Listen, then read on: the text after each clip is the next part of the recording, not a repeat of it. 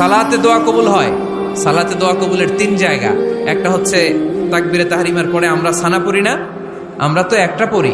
আল্লাহর হাবিব সুন্নাহ এবং নফল নামাজে আরো পড়তেন সানা, ওই দোয়া কবুল হয়। দুই নম্বর জায়গা সালাতে সেজদায় পড়ে দোয়া করলে কবুল হয়। আকরাবু মা ইয়াকুনুল আবদু মির রাব্বিহি ওয়া হুয়া সাজিদ ফাকসিরু ফীহি দুআ। বান্দা যখন সেজদায় লুটিয়ে পড়ে, বান্দা আল্লাহর সবচেয়ে কাছে চলে যায়। কিন্তু বিশ্বনবী বলে, সেজদাটা তোমার রবের কুদরতি পায়ের উপরে পড়েছে। সেজদায় পড়ে দোয়া করেন। সালাম ফিরানোর আগে বিশ্বনবী দোয়া করতেন, লা ইউসাল্লিমান্না আহাদুকুম হাত্তা ইয়াতাআওয়াযা মিন আরবা'a।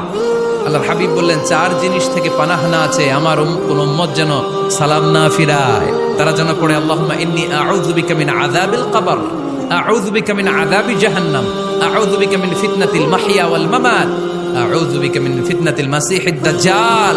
আল্লাহ কবরের আযাব থেকে বাঁচাও, আল্লাহ জাহান্নামের আগুন থেকে বাঁচাও, আল্লাহ জীবন মরণ